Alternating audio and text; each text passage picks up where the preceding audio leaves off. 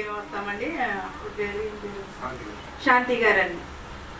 ఆ సాల్మన్ రాజా పాస్టర్ గారు పంపి ఉన్నారండి నాకండి. ఇక్కడ నాకైతే తెలియదండి దారి. అక్కడ దాకా తీసుకొచ్చేసి వెళ్ళిపోయారండి ఆయన పాస్టర్ గారు. నేను ఎప్పుడు కూడా మొగల్తూరు ఎప్పుడు కూడా రాలేదండి. నేను ఇదే ఫస్ట్ టైం మొగల్తూరు రావటం కూడా. నేను దేవుని సేవలోకి ఎందుకని వచ్చిన్నారంటే మా అన్నగారు అడిగి ఉన్నారండి. అమ్మ మీరు ఇంచుమించు ఇక్కడ కాళేపట్నంలో 30 మంది ట్రైనింగ్ తీసుకుంటున్నామండి, బైబిల్ ట్రైనింగ్. అందులోనే ఆడమ్మాయి నేను ఒక్కదానేనండి అన్నారు. మీరు ఇంతమంది మగవాళ్ళు మీరు రావడానికి కారణం ఏంటమ్మా అన్నారు. నాకైతే తెలియదండి, ఇది దేవుని ప్రేరేపణ మాత్రమే అని అన్నారు. అంటే తర్వాత అన్నారు మేము కూడా అలాగే అనుకున్నామమ్మా, ఇది దేవుని ప్రేరేపణ లేకపోతే రాలేరు సిస్టర్ గారు అని అనుకున్నాం. కాదంటే అడగాలని ఆయన అడుగుతున్నాను అంతేనమ్మా అని అన్నాను. కానీ ఇది నేను చాలామంది కూడా స్త్రీలు రావడానికి చాలా భయపడుతూ ఉంటారు కదండి మాస్టర్ గారు. ఎందుకంటే దేవుని సేవ చేయాలంటే చాలా ధైర్యం ఉండాలండి. ఇక్కడ నిలబడాలన్నా కూడా చాలా ధైర్యం కావాలండి. ఇక్కడ మనం మాత్రమే నిలబడతాం, కానీ మాట్లాడించేవాడు మాత్రము దేవుడేనండి.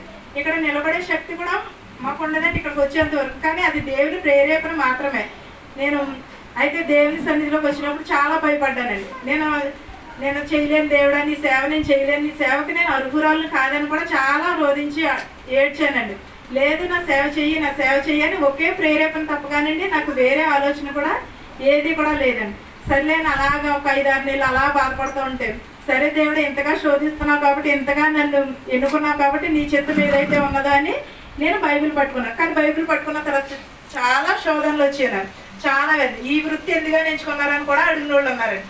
ఇది వృత్తి కాదండి, ఇది దేవుని సేవ మాత్రమే, ఇది దేవుని ప్రేరేపణ మాత్రమే. మాట్లాడాలనుకున్నది కూడా మనం మాట్లాడలేమండి. నేను చాలాసార్లు మా పిల్లలు ఏంటి చాలా మంది అంటారు, నువ్వు ఇక్కడ బయటేమో ఒకలా మాట్లాడతాను, ఇక్కడ మాట్లాడినప్పుడు వేరే మాట్లాడతాయండి. అప్పుడు మా పిల్లలు అన్నారు, ఏంటమ్మా మాతోటి ఏం చెప్పావు, నువ్వేం మాట్లాడుతున్నావు అక్కడ అని. అంటే నాకు కొత్త కదండి, అందుకని పిల్లలతో నేను ఇలాగ సంభాషణ చేసుకునేదాన్ని. ఇంటి దగ్గర సంభాషణ చేసుకుంటే, అమ్మ నువ్వు అక్కడికి వెళ్ళి ఏం మాట్లాడావు మాతోటి అని. ఇది నేనైతే మాత్రం ఎన్నుకోలేదమ్మా, దేవుడిచ్చిన ఏర్పాటే ఇది. నేను నిలబడుతున్నాను అంతేగాని ఏం మాట్లాడుతున్నాను అనేది నాకైతే తెలీదు. అది దేవుని ప్రేరేపణ మాత్రమే అని చెప్పి ఉన్నానండి. ఇక్కడ కూడా నేను వస్తానని కూడా అనుకోలేదండి అసలు. పాస్టర్ గారే అన్నారు, సిస్టర్ గారు ఇలాగా రండి అని అన్నారు. సరే వచ్చేంత వరకు కూడా నాకు నమ్మకం లేదండి. ఎందుకంటే మాకు అక్కడ చర్చి 8 గంటలకు పెట్టేస్తారండి. 8 గంటలకు 10:30కి అందుకుంటానా అందుకోలేను అనుకున్నానండి. ఇలా సరే పాస్టర్ గారికి ఇక్కడికి వచ్చేసి రేపటి వచ్చేకుండా చేశానండి.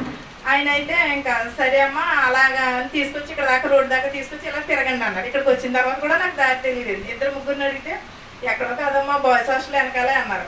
ఇక్కడ వచ్చేసరికి బాయ్స్ హాస్టల్ ఇది అన్నారు. ఇక్కడ వచ్చి మాట మీరు చూసారు కదండి అన్నారు, బయట నుంచి మాట్లాడతాను అలా వచ్చానండి. అంతేగాని దేవుడు ప్రేరేపణ లేదే మనము ఇక్కడ ఏ మాత్రమును కూడా నాకన్నా పెద్దవాళ్ళు ఉన్నారు, చిన్నవాళ్ళు ఉన్నారు. అందరికీ వందనాలండి. దేవుని వాక్యంలోకి వెళ్దామండి. ఇప్పుడు బ్రదర్ చదువుని వాక్యమే వివరించాలని అనుకుంటున్నానండి. నేను ఇంటి దగ్గర అయితే ఏమీ ప్రిపేర్ అయ్యి రాలేదండి. ఇక్కడ బ్రదర్ చదివింది మాత్రమే నేను వివరించాలని. ఏమన్నా తప్పులున్నా ఎవరినైనా బాధ పెట్టినా క్షమించండి మాస్టర్ గారు, మీ అంత అనుభవం నాకు లేదండి. నేను ఇదో అలా చెప్తున్నాను. 113 అండి, కీర్తనలు 113. యెహోవాను స్తుతించుడి, యెహోవా సేవకులారా ఆయనను స్తుతించుడి, యెహోవా నామమును స్తుతించుడి. ఎవరినండి స్తుతించాలి? యెహోవాను స్తుతించాలి. మనం ఎవరిని స్తుతిస్తున్నామండి? ఈ లోకంలో స్తుతిస్తున్నామా లేకపోతే దేవుని స్తుతిస్తున్నామా? మనము ఈ లోకంలో ఉన్నంతసేపు ఈ లోకపు వైపే పరుగులు తీస్తుంది మన ప్రాణము, అంతేగాని దేవుని వైపు కాదండి. ఏదో ఆదివారం వస్తాము, ప్రార్థన చేసుకుంటాము, వెళ్ళిపోతాం. ఇంటికి వెళ్ళిన తర్వాత ప్రార్థన చేసుకుంటారు, చేసుకునే వాళ్ళు ఉంటారండి. చాలా మంది ప్రార్థన చేసుకుంటారు, అన్నీ చేస్తారు. కానీ అంత ఇదిగా చేసుకునే వాళ్ళు ఎవరున్నారండి? మనం హృదయంలో నాటుకునేలాగా ఎవరమైనా చేసుకుంటున్నామా? పెద్దవారు ఉన్నారనుకోండి, తెల్లవారుజామున లేచి చేసుకుంటారు, నిద్రపోయినప్పుడు చేసుకుంటారు, ప్రతి ఒక్కరూ కూడా చేసుకుంటారు. నేను అంటున్నానని బాధపడకండి. పెద్దవారు ఒకవేళ దేవుని అందు నిద్రించారనుకోండి, అక్కడ కష్టాలు వస్తూ ఉంటాయి మన ఇంట్లోని. ఎందువలన? ప్రార్థనా జీవితంలో కోల్పోవడం వలన. వారు ఉండి ప్రార్థన చేయటం వలన మన కుటుంబం అంతటికి కూడా ఆశీర్వాదం ఉంటుంది. పెద్దవారు దీవెన ఆశీర్వాదంలో మనకే వస్తాయి. ఎందువలన? వారి ప్రార్థన. వారు మా అత్తగారు చనిపోయింది, అప్పటి నుంచి నాకు ఇంట్లో చాలా శోధనలు వస్తూ ఉంటాయి. ఎందువలన? వారు చేసినంత ప్రార్థన మనం చేసుకోవట్లేదు కాబట్టి మన ఇంట్లో శోధనలు వస్తున్నాయి. అంతేగాని మా అత్తగారు చనిపోవడం వల్ల ప్రార్థన కాదండి. యెహోవాని స్తుతించమని అడుగుతున్నాను. మనం లోకంలో స్తుతిస్తున్నాం కానీ యెహోవాని స్తుతిస్తున్నామంటారా? ఎవరమైనను యెహోవాను స్తుతించుడి, సేవకులారా ఆయనను స్తుతించుడని చెప్పుచున్నాను. సేవకులే కానీ ఇంకెవరో చేసుకోకూడదు అంటారా? చేసుకోవాలండి. ప్రతి ఒక్కరము కూడా ప్రార్థన చేసుకోవాలి, ప్రార్థన చదువుకోవాలి. రోజును కూడా ఒక్క వాక్యం అయినా సరే చదువుకోవాలి. ఒక వాక్యం చదువుకోమన్నారు కదా, దేవుడు నన్ను ఆశీర్వదించని పడుకుంటూ పోయి వాళ్ళు చాలా మంది ఉన్నారండి.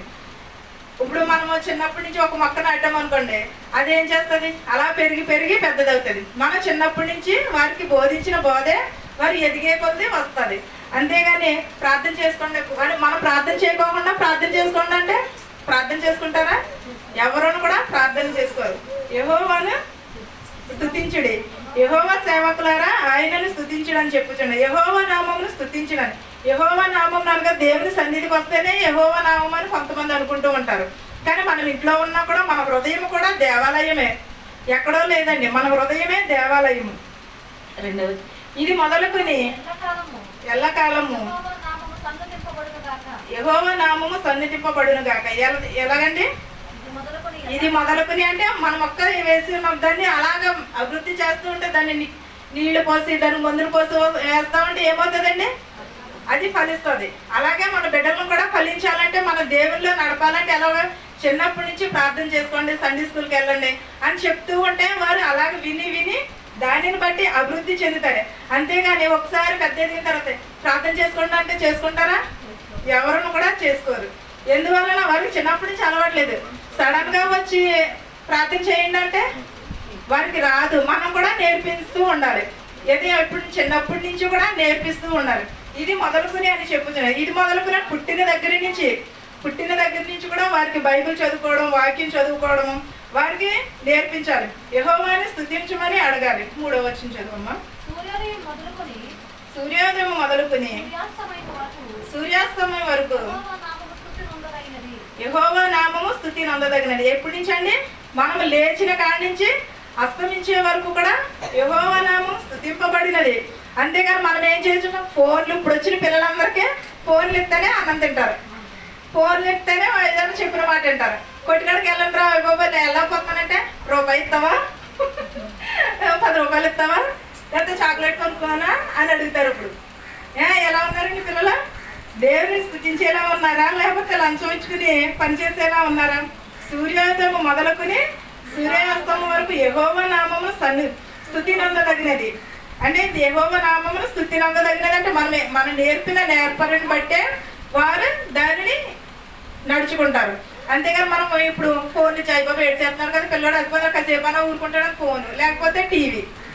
వీటికి మనమే అలవాటు చేసుకుంటున్నామండి పిల్లల్ని. ఎవరో అలవాటు చేయట్లేదు, ఎవరో కూడా చెప్పట్లేదు. మన పిల్లల్లో మనమే మన చేతులారా పాడు చేసుకుంటున్నాం తప్పు. కానీ ఎవరన్నా కూడా అంతే. అదే బైబిల్ ఇచ్చి ఇదిగో చదువు, ఎక్స్పెరిమెంట్ చదువునంటే చదువుతారు. ఫోన్ ఇచ్చుకున్న వాళ్ళు బైబిల్ ఇచ్చుకోరంటారా? మన చేతులతో మనమే ఇస్తున్నాము ఫోన్ కూడా. అలాగే బైబిల్ కూడా ఇచ్చి బైబిల్ చదవండి అని అంటే చదువుతారు కదా. పగలంతా స్కూల్కి వెళ్ళి వచ్చేస్తున్నామమ్మా, ఇప్పుడు కూడా బైబిల్ చదవమా అని అంటారు. 1 గంట 5 నిమిషాలు చదవండి బాబా అంటే వారు చదువుతారు. మనం నేర్పగా యెహోవా నామం స్తుతించమని మనం చెప్పక తప్పగానండి వారెవరును కూడా మనం ఎలాగైతే పెంచుతామో వారు కూడా అలాగే పెరుగుతారు. అంతేగాని అది మానేసి మనము ప్రార్థన చేయండి అంటే మనం చేస్తే మన పిల్లలు కూడా చేస్తారు మనతో పాటు. మనం కూర్చుని ప్రార్థన పెట్టుకుంటే మన పిల్లలు కూడా వచ్చి మనతో పాటు ప్రార్థనలో ఏకీభవిస్తారు. అది మానేసి మనం ఏమో టీవీ పెట్టుకుని ప్రార్థన చేసుకోవా పిల్ల అని అంటే ఎవరు చేసుకుంటారు? ఎవరు కూడా చేసుకోరు ప్రార్థన. ఇప్పుడు అందరూ సీరియల్కి అలవాటు పడిపోయారండి. ప్రతి ఒక్కరు కూడా, ముసలోళ్ళు ఏంటి, పెద్దోళ్ళు ఏంటి, పిల్లలేంటి, ప్రతి ఒక్కరు కూడా సీరియల్. అది మానేసి మన పిల్లలకి ఏమి నేర్పాలండి? ప్రార్థన నేర్పాలి, వాక్యము నేర్పాలి. చిన్నప్పటి నుంచే దాన్ని మనము వాక్యము నేర్పాలి. సూర్యోదయం మొదలుకుని సూర్యాస్తమయం వరకు 24 గంటలండి. 24 గంటల్లో దేవునికి 1 గంట ఇవ్వలేమంటారా? ఒక 5 నిమిషాలైనా ఇవ్వలేమంటారా? మనం దేవుడు ఇచ్చినదే కదండి సమయము. ఇదంతా కూడా దేవుని కొరకు 1 గంట దేవునికి కేటాయించలేమంటారా? మనం తలుచుకుంటే ఏదైనా సాధ్యం అవుతుంది. మన హృదయంలో లేనప్పుడు మన పిల్లల హృదయంలో ఎలా విత్తగలుగుతామండి? మనం ఏం విత్తనం వేస్తామో అదే కోస్తాము. 1 పంట వేసి 1 పంట కోయడం అనేది సాధ్యం కాదు కదండి. మనం విత్తనములు బట్టే మన బిడ్డల్లోని మనలోని కూడా మొదలవుతుంది. 4 చదువమ్మా. యెహోవా అన్యజనులు అందరి ఎదుట మహోన్నతుడు. అన్యజనులు అనగా ఎవరండి? దేవుని ఎరుగని ప్రజలండి. దేవుని ఎరగని వారంటే ఎవరన్నా ఉన్నారా ఈ లోకంలోని? హిందూస్ తప్పగానే మన క్రిస్టియన్స్ అందరూ కూడా తెలుసండి. మరి ఇక్కడ అందరూ ఎవరో నాకు తెలీదు. మరి అంటున్నాను అనుకుని బాధపడకండి. అందరూ ఉన్నట్టున్నారండి. వాళ్ళు ఉన్నారు, వీళ్ళు ఉన్నట్టున్నారండి. అందరూ కూడా ఇప్పుడు ఈ రోజులో అయితే చాలా మంది కూడా మా క్రిస్టియన్స్ కంటే అన్యజనులు ఎక్కువ ఆరాధిస్తున్నారండి దేవుణ్ణి. ఆ దేవుణ్ణి ఎలాగ ఆరాధిస్తున్నారు? క్రిస్టియన్స్ కూడా ఇలాగా యేసు ప్రభు గారిని కూడా అలాగే ఆరాధిస్తున్నారండి. ఎక్కువ క్రిస్టియన్స్ కన్నా అన్యజనులే ఎక్కువ ఆరాధిస్తున్నారు. అన్యజనులే ఎక్కువ నిష్ట కలిగి ఉంటున్నారు. ఉపవాసాలు ఉండాలన్నా, ప్రార్థన చేయాలన్నా, ఏది చేయాలన్నా కూడా అన్యజనులలో నుంచే. కానీ క్రిస్టియన్స్ ఏంటంటే ఆ రోజు బైబిల్ చదువుతున్నాం కదా, ప్రార్థనకి వెళ్ళిపోతున్నాం కదా, అది మాకు తెలిసిన దేవుడు అంటే ఏంటో అని నిర్లక్ష్యం ఎక్కువైపోయిందండి క్రైస్తవులని. ప్రతి ఒక్కరూ కూడా దేవుని ఎరిగిన వారి వల్లే ఉండాలి. యెహోవా అన్యజనులు అందరి ఎదుట మహోన్నతుడని చెప్పుచున్నాడు.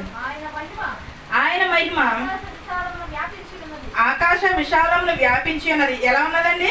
అన్యజనులు అందరి ఎదుట మహోన్నతుడు. ఆయన మహిమ ఆకాశ విశాలం అంతయు కూడా వ్యాపించి ఉన్నది. ఆకాశం విశాలం అంటే పైన అంటారా? ఆకాశం ఎక్కడ ఉన్నది? పైన వికసిస్తుందా లేకపోతే మనలో వికసిస్తుందండి? ముందు మనలో ఉండాలి. మనలో ఉంటే అప్పుడు దేశం అంతా కూడా ప్రవహిస్తుంది. అలాగే మనము శుద్ధి కలిగి ఉంటే, మన హృదయం శుద్ధి కలిగి ఉంటే వాక్యం అనే విత్తనము మన హృదయంలో నింపుకోగలుగుతాము. వాక్యమును మన హృదయంలో నాటుకోగలుగుతాము. కానీ మన హృదయం శుద్ధిగా లేనప్పుడు ఎదుటివారు హృదయంలోని కూడా నాటలేము. అన్యజనులే కాదు, ప్రతి ఒక్కరూ కూడా ఆకాశ విశాలమున వ్యాపించుచున్నది. ఏంటంటే దేవుని మహిమ.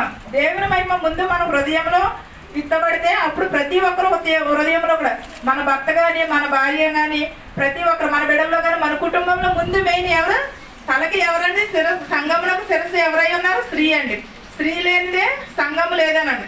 కానీ స్త్రీ ముందు విత్తబడితేనే కదా మన కుటుంబంలో కానీ, మనలో కానీ ప్రతి ఒక్కరిలో కూడా ఆశీర్వాదం రావాలంటే ముందు స్త్రీ నుంచే మొదలవుతుంది. ముందు స్త్రీ, తర్వాత ప్రతి మన కుటుంబం అంతా కూడా ఆశీర్వదింపబడుతుంది. 5 చదువురా.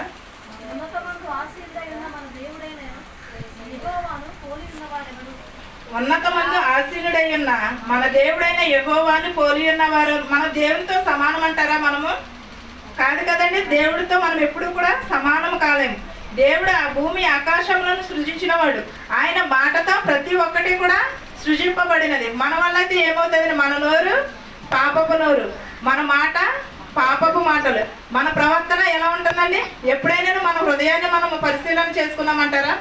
దేవుని వాక్యంలో ఎలా ఉంటున్నాము, లేకపోతే బయట ఎలా ఉంటున్నామని ప్రతి ఒక్కరు కూడా మారు మనసును పొంది ఉండాలి. ఎందుకంటే దేవుని రాకడ సమీపంలో ఉన్నది.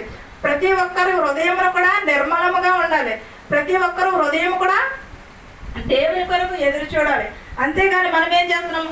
మన పక్కింటోళ్ళు ఇల్లు కట్టుకున్నారు, నేను కట్టుకోలేదు. మన పక్కింటోళ్ళు మంచి బట్ట కట్టుకున్నారు, నేను కట్టుకోలేదు.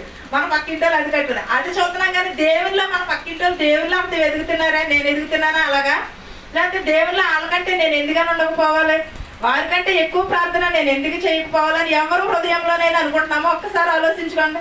ఏంటి ఇవిడ ఇలా చెప్పేస్తుందని కోపం వచ్చేస్తుందా మీకు? ఉన్నది ఉన్నట్టు చెప్పేస్తుంది ఇవిడ అని. అది నిజమంటారా కాదంటారండి? ఎవరితో మనము ఇవన్నింటిలోనే కంపేర్ చేసుకుంటున్నాం. కానీ దేవుని వాక్యంతో కంపేర్ చేసుకుంటున్నామా? మనము దేవుని కొరకు మనము కంపేర్ చేస్తున్నామా మన తోటి వారితో?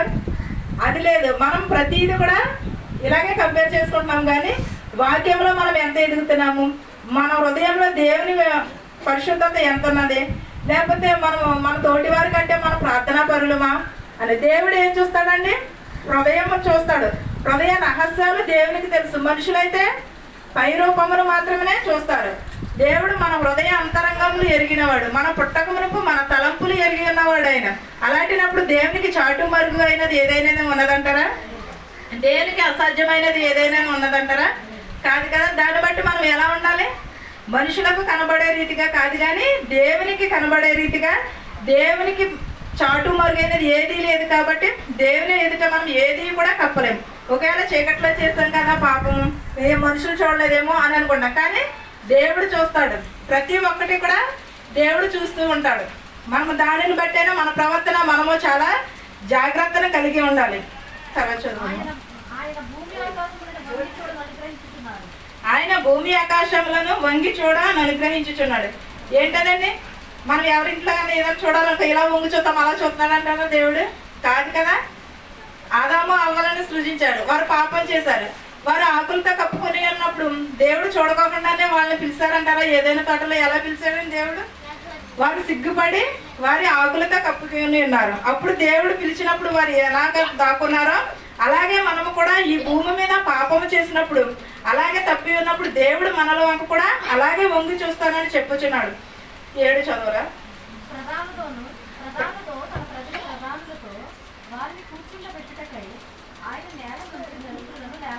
ప్రధానులతో తన ప్రజల ప్రధానులతోను వారిని కూర్చుండబెట్టుటకై ఆయన నేల నుండి దరిద్రులను లేవనెత్తువాడు, పెంట కుప్పల మీద నుండి పేదలను పైకెత్తువాడు. ఎవరిని? ప్రధానులను, యాజకులను. చాలా మంది మేము ఇది వరకు చాలా బాగుండేదండి, మా పరిస్థితి ఇప్పుడే బాగోలేదంటారు. ఎందువలన?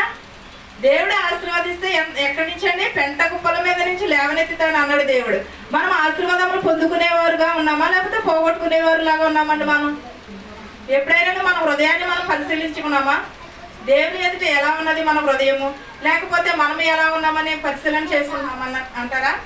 మనము దేవుని ఎడల నమ్మకమును విశ్వాసమును కలిగి ఉంటే ఏమొస్తుంది? మనకి ఆశీర్వాదము వస్తుంది. పెంట కుప్పల మీద నుండి లేవనెత్తుతాను అన్నాడు దేవుడు. దరిద్రులని పెంట కుప్పల మీద నుంచి లేవనెత్తుతాను అన్నాడు దేవుడు. తలుచుకుంటే ఒక క్షణంలో మనము ఏదైనా కూడా జరుగుతుంది. దేవుని మాట వలన మనకి ప్రతిదీ కూడా సాధ్యమవుతుంది. ప్రతి ఒక్కరూ కూడా దేవునికి మాత్రమే లోబడి ఉండాలి. ఈ మనుషులకు మాత్రం ఎంత మాత్రమునో కాదు, మన హృదయం ఎంత మాత్రము కూడా దేవునికి మాత్రమే అప్పగించుకోవాలి. దేవునికి మాత్రమే మనము లోబడి ఉండాలి. ఎంతో మంది నాకు లాంటి వాళ్ళు వస్తారు, ఇక్కడ ప్రసంగం చేస్తారు, వెళ్ళిపోతారండి. కానీ ఎక్కువ మాట అయినా మన హృదయంలో నాటుకుంటుందంటారా? ఒక్క చిన్న మాటనే అంతా వినక్కర్లేదండి, అంతా మన హృదయంలో వెళ్ళక్కర్లేదు. ఒక్క మాట కూడా మన హృదయంలో నాటుకుంటే అదే మనకి రక్షణ, అదే మనకి దీవెనకరంగా. అది ఏదైనది మనము వాక్యంలో వెలిగినప్పుడు మాత్రమే తెలుస్తుంది. మనం పొద్దున్న నుంచి సాయంకాలం వరకు ప్రార్థన చేస్తాం, మనం బైబిల్ చదువుకుంటాం, కానీ అదంతా కూడా మన హృదయంలో నాటుకోదు. ఏదో ఒక చిన్న మాట మాత్రమే. దేవుడు అలాంటి మాట పట్టుకున్నప్పుడు దేవుడు ఎక్కడి నుంచి లేవనెత్తుతానంటున్నాడు? పెంట కుప్పల మీద నుంచి లేవనెత్తుతానన్నాడు. పేదలను ఎవరండి? దేవుడు. పేదలంటే మనకి ఇలా వచ్చేవారు కాదు కదండి, వాక్యంలో పేదవారు ఉంటారు కదండి, వాక్యం తెలియని వారు. అన్యజనులకే కాదండి, మన క్రిస్టియన్స్ లో కూడా చాలా మందికి వాక్యం తెలియదు. మనం అన్యజనులనే అనుకుంటాము, కానీ మన క్రైస్తవుల్లో కూడా మనలో కూడా చిన్నప్పటి నుంచి పుట్టుక క్రైస్తవులైనా కూడా వారికి వాక్యం అవగాహన ఉండదు. వాక్యంలో ఎలా చదవాలనేది కూడా చాలా మందికి తెలియదండి. ఎందువల్ల? వారికి నేర్పేవారు లేరు, వారికి చెప్పేవారు. వెళ్తారు, ఏదో బైబిల్ పట్టుకుంటారు, ఇలా వచ్చేస్తారు. అంతేగాని వాక్యంలో మనం ఎప్పుడైతే నిలకడగలిగి ఉంటామో అప్పుడు దేవుడు లేవనెత్తుతానని చెప్పుచున్నాడు. పెంట కుప్ప అంటే మనం చెత్త పడేసే పెంట కుప్ప కాదండి, ఇది వాక్యం అనే పెంట కుప్ప అండి. ఆ వాక్యం మీద నుంచి మనలను లేవనెత్తుతానని చెప్పుచున్నాడు. 9 చదవరా. ఆయన సంతులేని దానిని ఇల్లాలుగాను కుమారుల సంతోషము గల తల్లిగాను చేయను. యెహోవాను స్తుతించుడి. ఏంటని ఎలా చేస్తానన్నాడు? ఆయన సత్తు లేని దానిని ఇల్లుగాను కుమారులుగాను సంతోషము గల తల్లిగాను చేస్తానని చెప్పుచున్నాడు. మనము వాక్యంలో ఉన్నప్పుడు మనము ఆశీర్వదింపబడతాము, మన కుటుంబము ఆశీర్వదింపబడుతుంది, మన బిడ్డలు కానీ మన దొడ్లు కానీ మన కుమారులు కూడా ప్రతి ఒక్కరూ కూడా ఆశీర్వదింపబడతారు. ఎప్పుడు? యెహోవాను స్తుతించినప్పుడు, యెహోవాను సన్నిధించినప్పుడు, ఆయన నామమున సన్నిధించినప్పుడు ప్రతి ఒక్కరమును కూడా దేవునికి మాత్రమే లోబడి ఉండాలి. నీవును నేను కూడా ప్రతి ఒక్కరమును కూడా దేవుని ఎదుట మనం ఎలా ఉంటున్నాం అనేది దేవుడు చూస్తాడు. 2-3 ఆడవాళ్ళు కూర్చున్నారు అనుకోండి, అక్కడ ఏం మాటలు వస్తాయండి? చెడ్డ మాటలు వస్తాయి, చెడ్డ పలుకులు వస్తాయి. అలా కాకుండా మనము అక్కడ కూర్చునేంత టైంలో మనం ఇంటికి వెళ్ళి బైబిల్ చదువుకుంటే మనకి వాక్యము తెలుస్తుంది, ప్రతి ఒక్కటి కూడా తెలుస్తుంది. అలాంటినప్పుడు మనం వాక్యమును గైకొనాలంటే ఒకరు కూర్చున్న చోట కూర్చుంటే మనం వాక్యం వస్తుంది అంటారా? అక్కడ చెడ్డ మాటలు వస్తాయి. చెడ్డ మాటలు వచ్చిన కాడి నుంచి అక్కడి నుంచి గొడవలు అదట్టుకెళ్ళి ఇంకొకరు చెప్పండి ఇదాన్ని అసలు మానేస్తారు, కొసర పట్టుకుని ఇంకా అలా గొడవలు. అందులో దుష్టుల ఆలోచన చొప్పున నడవక, పాపుల మార్గం నిలవక, అపహాసులు కూర్చుంటే చోట కూర్చుండవద్దని చెప్పుచున్నాడు. ఎప్పుడు కూడా సమయం ఉన్నప్పుడు ప్రతి ఒక్కరు కూడా బైబిల్ తీసుకుని చదువుకోండి, మీకు చాలా ప్రశాంతంగా ఉంటుంది. ఒకవేళ మీ ఇంట్లో ఏదైనా శోధన కలిగింది అనుకోండి, కాసేపు ప్రార్థన చేసుకోండి, ఎంత ప్రశాంతంగా ఉంటుంది. అది పట్టుకెళ్ళి పక్క వారికి చెప్పారనుకో, అదేమవుతుందండి? వాళ్ళు పట్టుకెళ్ళి ఇంకొకరికి చెప్తారు, అది పట్టుకెళ్ళి ఇంకొకరికి చెప్తారు. ఇంకా అలాగా నీకెవరు చెప్పారు అని అనుకుంటారు. ఇంకా అక్కడి నుంచి గొడవలు, అక్కడి నుంచి దెబ్బలాటలు, ఇవి తప్పగానే మనకు కలిసి వచ్చేది ఏమీ లేదు. అదే వాక్యం చదువుకుని ప్రార్థన చేసుకుంటే మన మనసు ప్రశాంతంగా ఉంటుంది, మనము వాక్యంలో కాసేపు గడుపునట్టు ఉంటుంది, మనము మన కుటుంబము కూడా రక్షణ పొందుతుంది. ఇది వాక్యము పట్టుకున్న వారు ఎవరును కూడా ఇప్పటి వరకు చెడిపోయిన వారు ఎవరు కూడా లేరండి, రక్షణ పొందిన వారే. ప్రతి ఒక్కరూ కూడా మారు మనసును కలిగి ఉండాలి, ప్రతి ఒక్కరు కూడా వాక్యములకు లోబడాలి. ఒకవేళ ఇంతవరకు మీరు చదవలేదనుకోండి, ఈ రోజు నుంచైనా ప్రారంభించండి బైబిల్ చదువుకోవడం, ప్రార్థన చేసుకోవడం. మీ పిల్లలకు కానీ మీకు కానీ ప్రతి ఒక్కరికి, మీ కుటుంబం అంతటికి కూడా చెప్పండి, ప్రార్థన చేసుకోండి. అమ్మ అన్నం తిన్నప్పుడు కానీ, లేచినప్పుడు కానీ, స్కూల్కి వెళ్ళినప్పుడు కానీ ప్రతి ఒక్కరికి కూడా ప్రార్థనా జీవితంలో కలిగి ఉండాలి. యెహోవాను సన్నిధించమని చెప్పుచున్నాడు, యెహోవాను స్తుతించమని చెప్పుచున్నాడు. సేవకులే కాదు, ప్రజలందరూ కూడా లేచిన దగ్గర నుంచి సూర్యాస్తమించే అంతవరకు కూడా ప్రార్థనా జీవితంలో కలిగి ఉండాలి. ఈ వాక్యమును మీకును మాకును మనందరికీ తోడైండును గాక. చిన్న ప్రార్థన. స్థుతులకు ఆశీనుడైన దేవా, నీకు వందనములు, నీకు స్తోత్రాలు నాయన ప్రభా. ఎక్కడ నిలబడినది నేనే కాని ప్రభా, మాట్లాడించేవాడు నీవు నాయన ప్రభా. నీకు సాధ్యం కానిది ఏదీ లేదు నాయన ప్రభా. వచ్చిన బిడ్డలలో నాయన ప్రభా వట్టి కుండల వలె వచ్చి ఉన్నారు ప్రభా. నీ వాక్యం అనే విత్తనమును విత్తి దాని ద్వారా నడుచుకునే భాగ్యమును దయచేయమని అడుగుచున్నాం ప్రభా. ఈ తరుణం ఇచ్చిన సంఘస్థులకు ప్రభా, పాస్టర్ గారికి కూడా నాయన ప్రభా వందనాలు చెల్లించుకునిచున్నాను నాయన ప్రభా. వారిని వారి కుటుంబములను కూడా ఆశీర్వదించమని అడుగుచున్నాం ప్రభా. వచ్చిన ప్రతి ఒక్క కుటుంబములకు ప్రభా ఏ శోధనతో వచ్చినారో, ఏ వేదనతో వచ్చినారో మాకు తెలియదు కానీ నాయన ప్రభా, వారి అక్కరలను తీర్చమని అడుగుచున్నాం ప్రభా. వారి శోధనలను తీసివేయమని అడుగుచున్నాం ప్రభా. ఈ వాక్యం నందు నాయన ప్రభా నడుచుకునే భాగ్యం దయచేయమని అడుగుచున్నాను తండ్రి. ఆమేన్. అందరికీ వందనాలు.